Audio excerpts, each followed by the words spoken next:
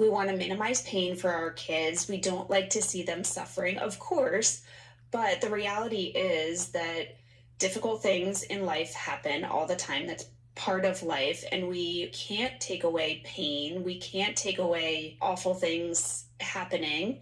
But what we can do is we can validate kids in where they are in the moment, and we can let them know that we can sit with them with any feeling that they have, and it's okay.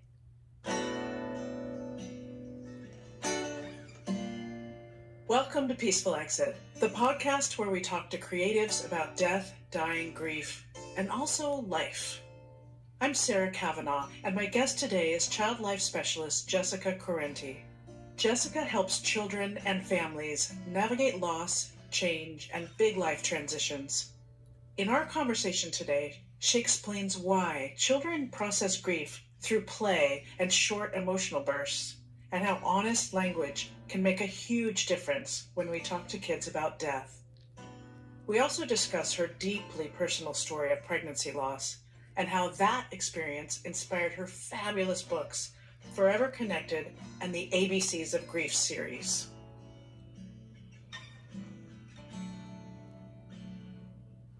So welcome to Peaceful Exit. Thanks for having me. Let's start just with a basic explanation of what is a child life specialist. Usually child life specialists are found in the hospital setting. Essentially, we are a piece of the healthcare team to help children and families cope with being there at the hospital. In the last, I'd say 10 to 15 years, we have really evolved as a profession to stepping outside of the hospital walls. There are so many difficult life events that children are going through, and there are so many pieces of our expertise that we can utilize to help children navigate those really difficult times. So working with hospice, working with grief centers, working at dental offices, working in the school system, any place where a child is entering a new and or difficult life experience, that's where a child life specialist could come in, help kids understand what to expect with what they're facing, help them process emotionally what they're going through, and teach them coping skills. I never thought about Peaceful Exit around losing a tooth or something, like going to the dentist, right? Yeah. But it is scary. It's scary for kids. Mm-hmm. Yep, and anything that they don't know about, all these fears can come in and take over. And if kids know what is happening, it's much easier for them to go through the steps of the procedure or the experience or whatever it might be. Information is power. Did you have any grief experiences as a child that influenced kind of where you ended up? For me, I think the very first grief experience that I remember was my dog dying. I know for a lot of kids and adults that can be brushed under the rug so often. Oh, it's just a pet. But that, to many people, feels just as big as any other type of loss, especially for children. Often that's their first experience with death and with grief. So I just remember for me, it was the very first time I saw my dad cry. And that was kind of shocking to me I think I was 9 years old. And I was like, whoa, this must be really big. I've never seen him cry before. I had other experiences with having a grandparent die. And the one thing that sticks out the most is how little support and validation there was. My grandparent that died when I was a child, I guess I must have been 13. And one of the things that still really sticks out to me to this day is that I was at school. I was telling my teacher that I needed to be excused early to go to the funeral. And they were asking, who died in your family? I said, my grandparent. The next question was, how old were they? And my grandparent was mid-80s. And the reaction right away was, at least they had a long life. At least. Yes. And I was like, ugh. But I only knew this person for, let's see, I was 13 at the time. So I really didn't have that much time with my grandparent. I just remember feeling so gutted when I heard that phrase. I was like, how dare you? Yes, they lived many years, but that doesn't take away my pain. That doesn't take away all the things I wish I could have done with them in the future. I don't think we had the language back then. People weren't talking about it the way they are now. But I honor your work because I think it's so important for us to learn how to talk to our children and also children in our care or any children we're around. Any kind of guardian will benefit from all the work you're doing. So I really appreciate that.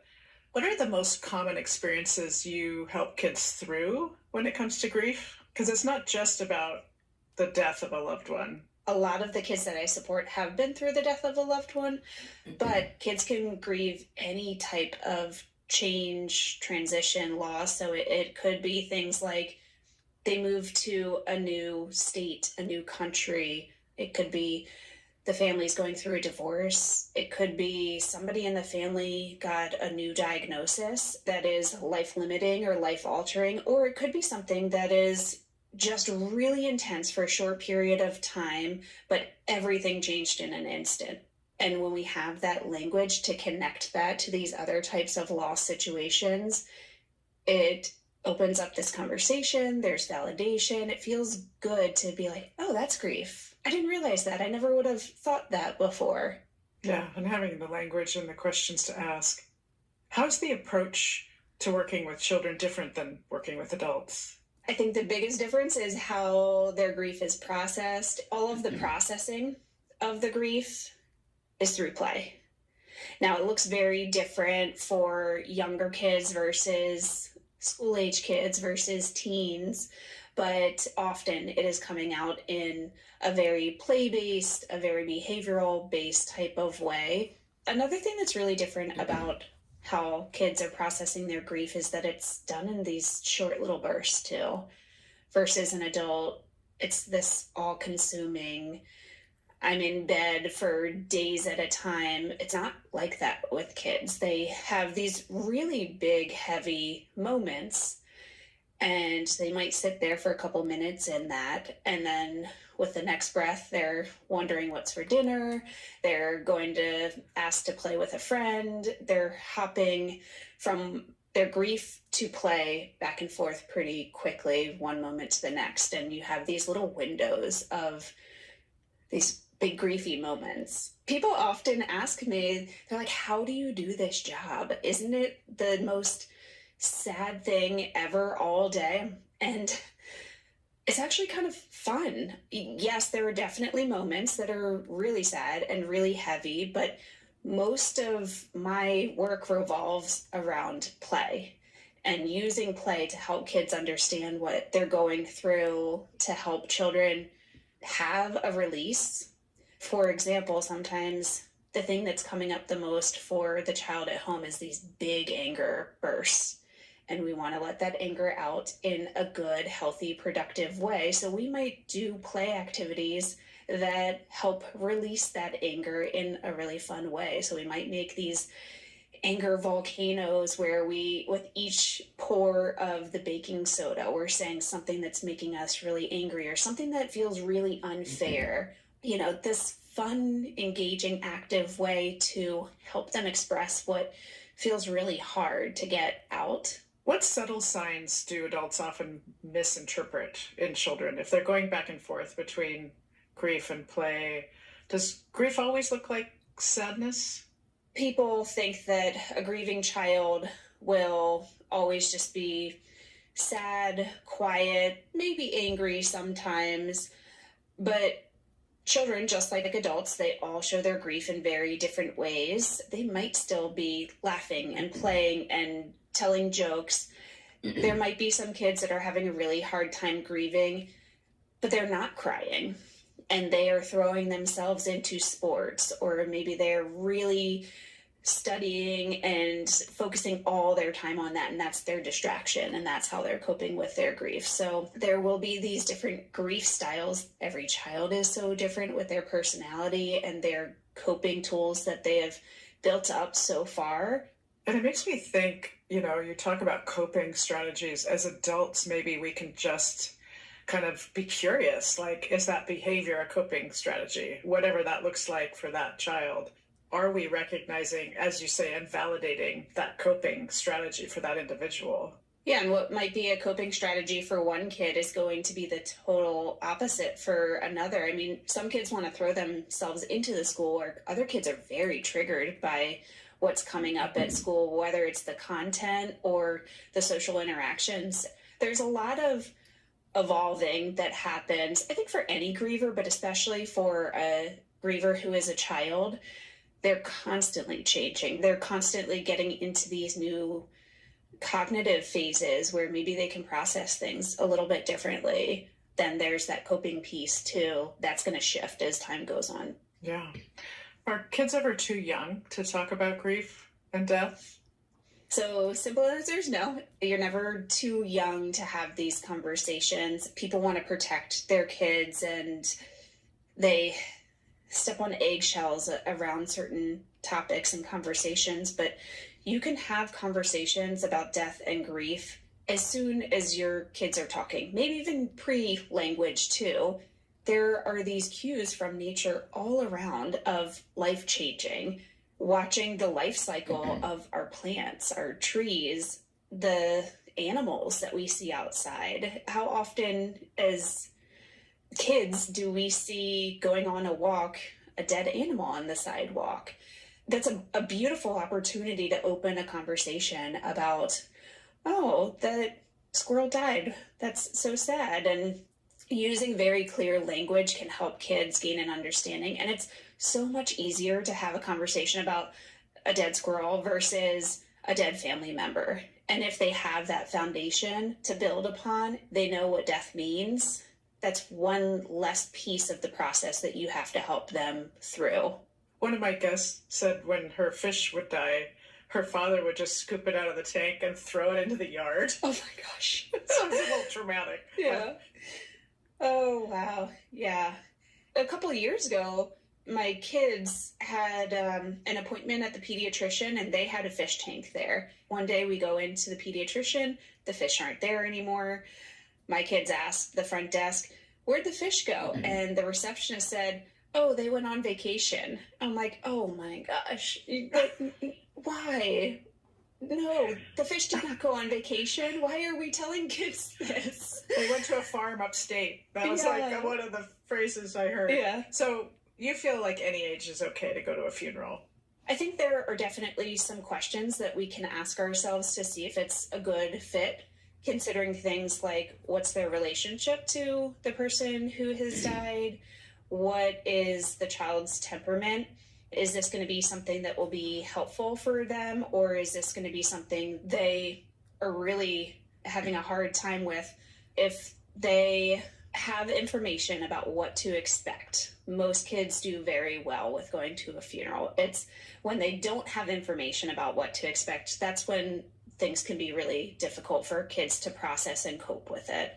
But then there's also this piece of, do they have a support person there at the funeral? Because a lot of kids, they might want a break. If they have somebody that's identified there to give them a break, go into a separate room, play, be a kid, and get out of that heavy space for a little bit, then it can be a very therapeutic healing process for them to be there. So I don't think there's really ever a absolute definitely they should go, definitely they should not go. It's really helpful for kids to have a choice in the matter. Yeah, it makes me think of your toggling back and forth between play and grief, like heavy and light. You know, you have to give them that option, which that makes so much sense.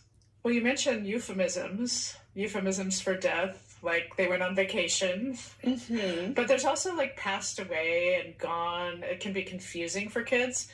Why is it better to be more direct with them, and what words should we use instead?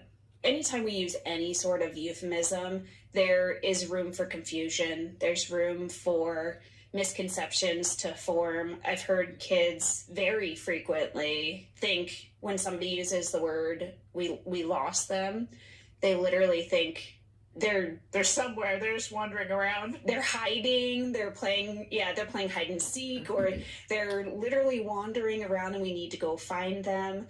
That can cause a lot of stress and anxiety. So if we use clear, concrete language that has no other meaning, we give them the opportunity to really understand what's going on. There's this language and this idea that kids don't really understand the permanence of death until they're kind of like midway through elementary school. And I don't really think that's true. It sounds very blunt, but using the very real factual words, they usually understand it pretty quickly. We can help them understand the permanence of it by saying when somebody dies, their body stops working. They stop breathing, their heart stops beating. So using these very simple, short sentences, I think that most children really can understand what this means if we use really clear language. I love how you put that. And in our culture, we used to say, keep your chin up, or be brave, or stay positive. Do we unintentionally pressure children in ways that actually harm them? I think we do. We want to minimize pain for our kids. We don't like to see them suffering, of course. But the reality is that difficult things in life happen all the time. That's part of life. And we can't take away pain. We can't take away awful things happening. But what we can do is we can validate kids in where they are in the moment. And we can let them know that we can sit with them with any feeling that they have, and it's okay. It's okay to feel sad right now. It's okay to have a lot of love in your heart right now. It's okay to feel silly right now. Anything that you're feeling right now, whether it feels comfortable or uncomfortable, is okay. And letting them know that you're going to be there no matter what. Beautifully said. Maybe talk a little bit about what common mistakes we make and what we should or shouldn't do when it comes to being with and holding space for a child who's grieving. Yeah, so I do work with caregivers and parents. I think the biggest, I'd say, mistake that people make is trying to protect their kids from that pain and suffering that is natural in life versus giving them the skills and the tools to build that resiliency to be able to cope with those things when they do come. Most, if not all of the kids that I've met, by the time they transition out of my care, they have built up such resiliency and these beautiful, powerful coping skills. And I've witnessed them go through other types of adversity and losses, and they're able to move through it in such a powerful, beautiful way. Not to like put silver linings on what they went through, but they've learned so many different skills. One of my guests, Dr. Lucy Hone, wrote a book called Resilient Grieving. And what you're talking about is teaching resilience. I think that's so important these days. I have like a love-hate relationship with the word resilience because I think people have this misconception that we just bounce back to whatever was before. And in profound grief, there is no going back to the before. We break the whole thing open and we rebuild in a totally different way. She says the same thing. Yeah, I love it. Yeah, she says it's not bouncing back. There is no bouncing back.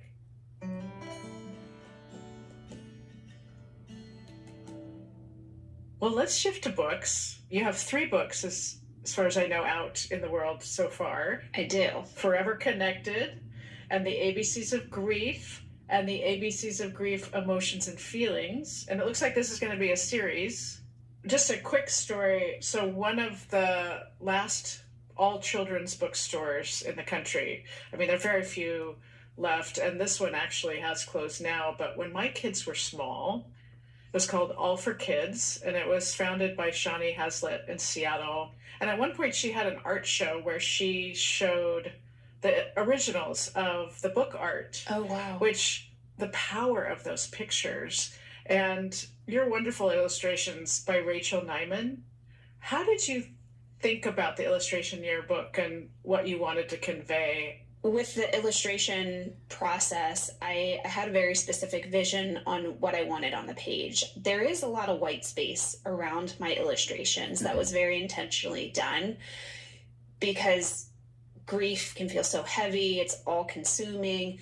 I wanted that calming white space around these images to give that sense of calm in a chaotic time.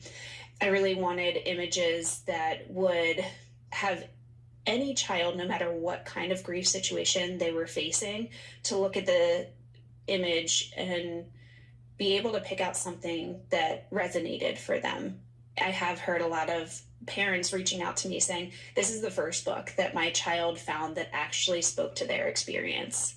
Well, and it's the power of your words, and it's the power and simplicity of the drawings and the paintings. So your first book, Forever Connected, focuses on sibling loss, and I'd like to spend a few minutes talking about how kids tend to be impacted when they lose a sibling compared with other people in their lives. And I understand you have a personal experience, if you're willing to share. Yeah, I'll start with my own personal experience first. I went through several pregnancy losses, and this was about 8 years into my child life career. So I had all this experience under my belt of helping families through the death of a child, because I worked in pediatric ICUs for quite a while. And then I was on the other side. I became the bereaved parent and had to help my children through their grief. When I went through the death of my daughter, Maggie, who I lost at 22 weeks in the pregnancy, my son was 19 months old.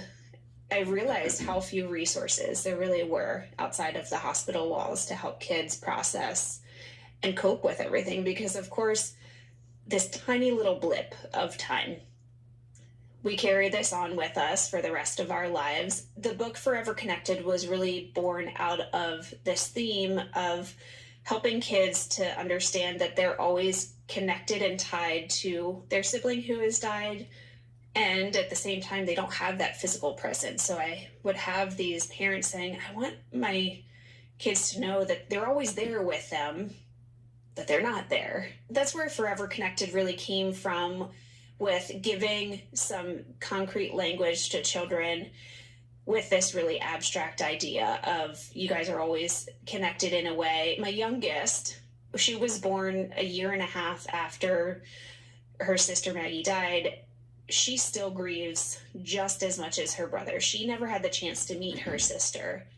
That's a misconception that people have sometimes if they've never been through this type of loss. They think, oh, what do they have to grieve? They never met them. They never had time with them or a relationship with them. And that in itself is a huge thing to grieve, because they didn't have that time. It really doesn't matter how much time somebody did or didn't have. It's the loss of what could have been and the loss of what should have been in an ideal world. Well, my brother Matthew died at 3 weeks old. And he died of SIDS. Our family did not acknowledge, like you're speaking about. What would you recommend to the family who had 3 living children, including a toddler? And it sounds like you had a toddler when Maggie died. How did you help your toddler process that loss? I think as much as we can be open, that's going to help the whole family process the loss. And that's what I did with my son. I was very clear and open with him. I told him Maggie died, and he actually came into the hospital and met her. And we have pictures documenting this. So I knew I had the foresight. He likely won't remember this. He tells me he does. But even if he does only have these built memories from the pictures, that's huge too. He was able to attend the memorial service that we had for her afterwards, and he watched everybody else process all of their feelings. We didn't hide anything from him. And I think that's huge to help kids understand what has happened. And if you walk into my house, you'll see that Maggie is very much a part of our household. There are pictures of her on the walls. There are these little trinkety things everywhere that connect us to her. One of the things that is like her symbol is these little tiny piggies, because she had a little pig that was the same size as her in the hospital. So you'll see these little Maggie touches all over our house. My youngest daughter, she talks about her grief and she talks about her sister now more than her brother does. And it's almost every single day she brings up Maggie. Just the other day, so Maggie's birthday was December 8th, and my daughter wore these little pearl earrings that connected her to Maggie, because Maggie means pearl. And people asked her, "Who's Maggie?" She's like, "My sister." And they would give her these looks like, "What are you talking about?" She's like, "Don't you know about my sister?" It's just so much a part of her life, and it's a normal everyday conversation. But I do think that it's changed from decades past. I hear people all the time say, "I had a sibling who died and I never really heard their name until I was an adult." Yeah, it's very true. I was born following Matthew's death. So what you said about your youngest, I always felt that I was aware of something, but we never had language for it. So my oldest brother told me when I was 10 years old. I found out when I was 10 years old. Oh, wow. But to have those skills when you're so young, and to have, as a parent, to have those skills to help your kids, it's really remarkable. Love these books, love that they're ABCs. So in the first one, ABCs of Grief, you write about bursts of grief. Talk about these bursts, and do kids get them more than adults? I think any age has these bursts. For adults, they might feel more like triggers or maybe a flood of memories happening. For kids, they're going from these big moments back into their play pretty quickly or back into their activities pretty quickly. Often what I see with these bursts is maybe it's a couple of big questions back to back.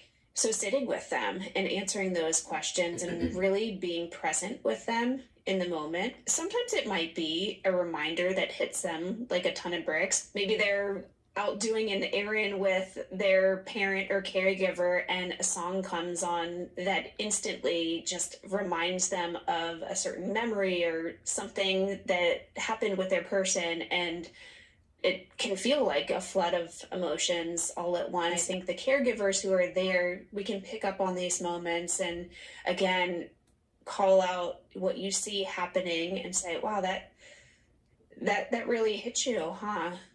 And then pausing and seeing where it goes. It's so much more powerful when we see where they take the conversation. Our agenda doesn't mean anything to them.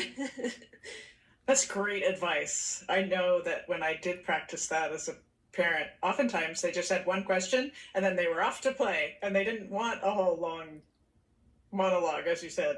I love this when you open the cover and there's all of these emotions listed here. And I remember when my kids were in school and they had faces labeled with different emotions, and that's fairly new. Yeah, the language is coming a long way. Doing an ABC series, I was limited to 26 words. And of course, the grief experience is way more than 26 different emotions and feelings. But I wanted this space to really get out as many feelings and emotions that could come up while grieving. And so all of those extra words ended up on the end pages. And I actually utilize that as a tool when I'm working with kids and teens in my private practice. We'll take a look at the end pages. And one activity that I really like to do, especially with my older kids and teens, is spend some time with that page and say, what 5 words on here really speak to your experience the most?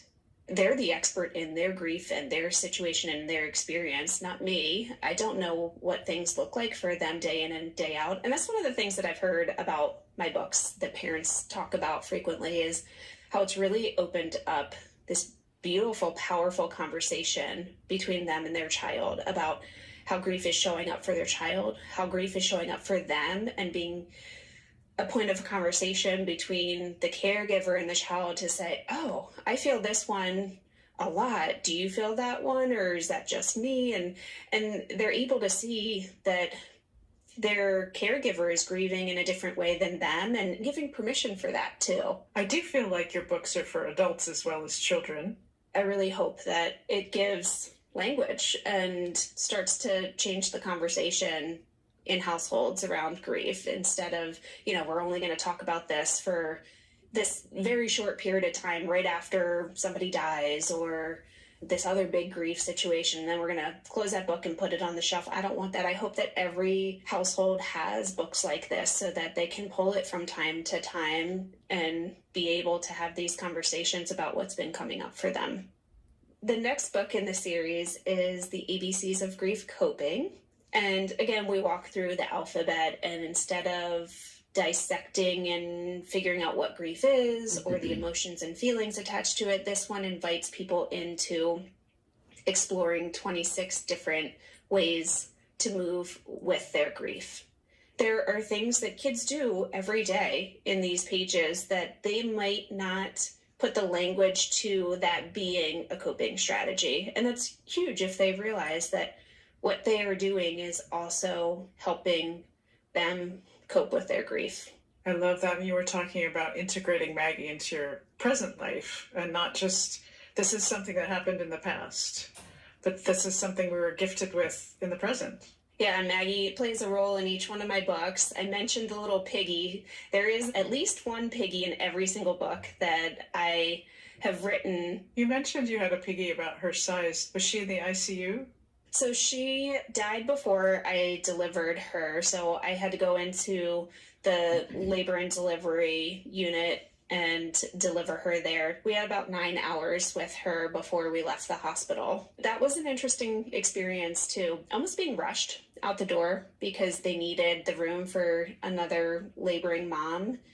My family has raised a whole bunch of money for our hospital to make sure that no other family feels rushed like that. And we've been fundraising to have a respite room so that families can have all the time that they want and need with their child and don't feel rushed out the door. So that's something that hopefully will be coming very soon. It's been years in the making.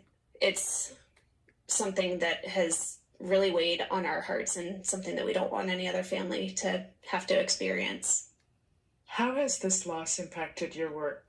Any type of profound loss like this, it changes you at the core in every aspect of your life. I was already doing a lot of grief support in my work as a child life specialist prior to going through my own losses. I think the biggest thing that I didn't realize is how deep people feel this for their lifetime afterwards. But as a professional, my experience has really helped me to be more proactive with the grieving clients that I support. I realize that it is integrated into everything in their lives, so we're able to have these really meaningful conversations that I'm not quite sure I would have been able to get to had I not had my own loss. How do you integrate a baby into your life that you never knew? There's definitely not a one-size-fits-all, but for us, we've integrated Maggie into our family in a lot of little ways that have been really profound and powerful for us. This goes back to the piggy again. This little stuffed animal piggy shows up in all of our family pictures. There are these different legacy projects that we have that really brings her into what we're doing. She wasn't able to make an earthly impact, but we're making such a big impact for her and because of her with these fundraising projects that we've done. My books too, these books were born out of those experiences and being really integrated into the grief world with running support groups and focusing my whole private practice on supporting grieving kids. Really everything that I do now is because of her. There's little things and there's big things, but it's all interwoven. Oh, it's beautiful. I think the origin of my work is the loss of Matthew. Beautiful. Yeah, they change us in such big ways, and sometimes it's hard to put words to that because it is such a big experience to process and there's so many layers to it. We tend to simplify things. Yeah. And it's very complicated. Have there been any other losses in your life that influence your work? I think if you ask any provider who has worked in the hospital, especially in the intensive care unit, there are certain patients and families that you carry with you forever. You don't forget those stories. Those are the death losses. And then just being human, we have a lot of non-death losses that we experience, even really amazing moments too, like the experience of becoming a mom with a child that was healthily, delivered healthy in the world. There's a lot of grief that comes from that moment that you become a mom too. In a moment, a split second, your identity has changed. profoundly. While most of that is very joyous, there are some other shifts that happen that you also grieve. Going off to college is another big one. So there's all these moments that we all have. Sounds like you're not quite there yet. Not quite there yet. It's going to hit me before we know it. I have an almost 11-year-old now, and I'm like, oh my gosh, you're going to be 13 in 3 years, and then you're going to be driving, and then you're going to leave for college. And so my mind's already going there, even though I have a little bit of time. He's like, whoa, Mom. Whoa. Yeah, he's like, I just hit double digits. Calm down. Calm down, Mom. Well, I can imagine in your practice, you've witnessed peaceful exits and not so peaceful exits. What does a peaceful exit mean to you? I think a peaceful exit means having everything that makes it as calm, as individual, as personal as it can be. With my daughter, she had an exit and an entrance all at the same time. While it was profoundly sad, it was also very peaceful and beautiful, which sounds really odd, but we knew exactly what we wanted in that moment. And sometimes a peaceful exit means having the people that really matter in the room, having the sounds, the music, having these things identified of what your wishes are. That's a peaceful exit to me, having all of those priorities granted. Thank you for listening to Peaceful Exit. I'm your host, Sarah Kavanaugh. You can find us on Instagram at A Peaceful Exit and on YouTube at Peaceful Exit Podcast. To learn more about this podcast and my work, please visit peacefulexit.net. You can also send us an email and let us know what you thought of this episode or share an idea for a new episode. We're at peacefulexitpodcast@gmail.com. Our senior producer is Julie Camphor, and our sound engineer is Jason Gambrill. Additional support from Cindy Gall and Sierra Austin. I have an amazing team. Original music provided by Ricardo Russell. Please make sure to follow us on YouTube, Spotify, or Apple Podcast, and rate and review us wherever you listen. It really makes a difference. And please tell your friends about Peaceful Exit. As always, thank you for listening.